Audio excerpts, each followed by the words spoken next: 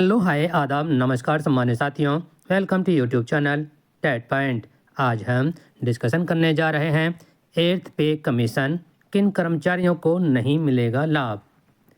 वेतन आयोग किस तरह की सिफारिशें करता है, वेतन आयोग का गठन किस तरह से किया जाता है और 7 आयोगों के बाद न्यूनतम वेतन 50 रुपये से 18,000 कैसे पहुंचा। आज हम इन बिंदुओं के अंतर्गत और अन्य बिंदुओं पर भी चर्चा करने जा रहे हैं। यदि आपको वीडियो पसंद आए तो लाइक करें, सब्सक्राइब करें, बेल आइकन को प्रेस करें ताकि नोटिफिकेशन आपको सर्वप्रथम प्राप्त हो सके, और शेयर भी करें। शेयर करने से ज्ञान घटता नहीं, ज्ञान बढ़ता है। साथ ही यदि आप हमारे यूट्यूब चैनल के व्हाट्सएप ग्रुप और टेलीग्राम ग्रुप से जुड़ना चाहते हैं तो आप इस वीडियो के डिस्क्रिप्शन बॉक्स में जाकर के लिंक के माध्यम से जुड़ सकते हैं। तो चलते हैं आज के वीडियो के शीर्षक की तरफ। 8वां वेतन आयोग। फिलहाल देश में 7वां वेतन आयोग लागू है जो 2026 में समाप्त होगा।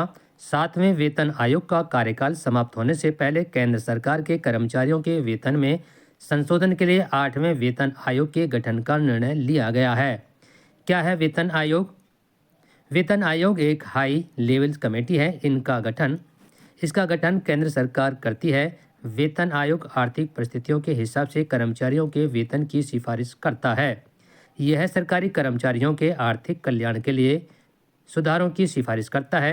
इसमें कर्मचारी कल्याण की नीतियां, पेंशन और भत्ते और अन्य लाभों को शामिल करता है। कितना साल में होता है वेतन आयोग का गठन? वेतन आयोग का गठन आमतौर पर हर साल 10 साल में किया जाता है। देश का पहला वेतन आयोग 1946 में गठित किया गया था। आज़ादी के बाद से अब तक कुल 7 वेतन आयोगों का गठन किया जा चुका है। आखिरी बार 2014 में इसका गठन हुआ था और इसकी सिफारिशें 2016 में लागू हुई थीं।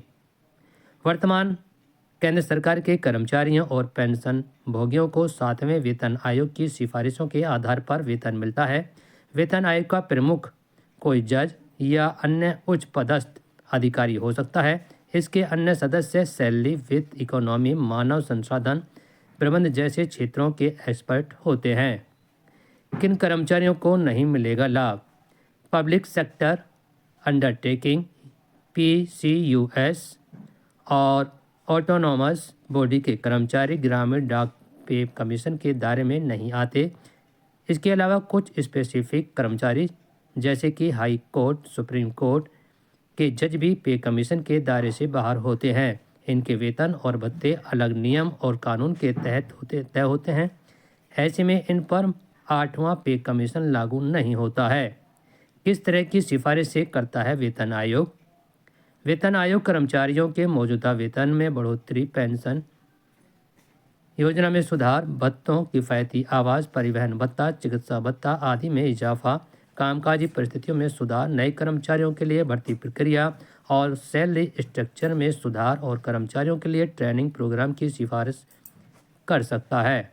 आयोगों के बाद 50 रुपये से 18,000 रुपये पहुंचा न्यूनतम वेतन। 8वें वेतन आयोग की मंजूरी के साथ अनुमान लगाया जा रहा है कि केंद्रीय कर्मचारियों के वेतन में 186% की वृद्धि हो सकती है। यानी न्यूनतम वेतन में बढ़ोतरी से कर्मचारियों के जीवन की गुणवत्ता में और सुधार आने की उम्मीद है। 7वें वेतन आयोग के बाद न्यूनतम आय 18,000 रुपये प्रति माह हो गया। पहले वेतन आयोग के दौरान न्यूनतम 50 रुपये प्रति माह था। देश का पहला वेतन आयोग मई 1986 में गठित हुआ ताकि आज़ादी के बाद वेतन ढांचे को सुसंगत बनाया जा सके। पहला वेतन आयोग मई 1946 में गठित हुआ और मई 1947 में इसकी सिफारिशें लागू कर दी गईं। इसके अध्यक्ष श्रीनिवास वरदाचार्य थे। मुख्य जोर आज़ादी के बाद वेतन ढांचे को सुसंगत बनाना था। जीवन यापन के लिए वेतन के सिद्धांत को पेश किया। न्यूनतम वेतन 50 रुपये प्रति माह, अधिकतम 2,000 रुपये प्रति माह था। 15 लाख कर्मचारियों को मिला लाभ। दूसरा, अगस्त 1957 को गठन किया गया और अगस्त 1959 को इसकी सिफारिशें लागू कर दी गई थी। इसके अध्यक्ष जगन्नाथ दास थे। जीवन यापन, लागत और अर्थव्यवस्था के बीच संतुलन बनाने पर जोर दिया था। न्यूनतम वेतन 80 रुपये प्रति माह करने की सिफारिशें की गई थी। समाज के समाजवादी पैटर्न की अवधारणा पेश की। 25 लाख कर्मचारियों को लाभ दिया गया। तीसरा, अप्रैल 1970 को इस वेतन आयोग का गठन किया गया और मार्च 1970 में इसकी सिफारिशें लागू कर दी गई थी। इसके अध्यक्ष रघुवीर दयाल थे। न्यूनतम वेतन 185 रुपये प्रति माह करने की सिफारिश की थी। निजी सरकारी क्षेत्र के वेतन में समानता पर जोर, वेतन ढांचे में असंगति दूर करने पर जोर, 30 लाख कर्मचारियों को लाभ प्रदान किया था। 4 सितंबर 1983 को गठन किया गया और सितंबर 1986 को इसकी सिफारिशों को लागू कर दिया गया था। इसके अध्यक्ष PN सिंघल थे। न्यूनतम वेतन 750 रुपये प्रति माह करने की सिफारिश की थी और सभी रैंक के बीच वेतन असमानता दूर करने पर जोर, प्रदर्शन आधारित ढांचा पेश किया और 35 लाख कर्मचारियों को लाभ प्रदान किया था। 5वां अप्रैल 1994 को गठित किया गया और जनवरी 1997 को इनकी सिफारिशें लागू कर दी गई थी। अध्यक्ष जस्टिस S रत्नावेल पांडियन थे। न्यूनतम वेतन 2550 रुपये प्रति माह करने की सिफारिश लागू कर दी गई थी। पे स्केल की संख्या घटाने की सिफारिश, सरकारी कार्यालयों के आधुनिकीकरण पर जोर, 40 लाख कर्मचारियों को लाभ। 6 अक्टूबर 2006 मार्च 2008 में इसकी सिफारिशों को लागू कर दिया गया और अध्यक्ष इसके रहे जस्टिस BN श्री कृष्णा।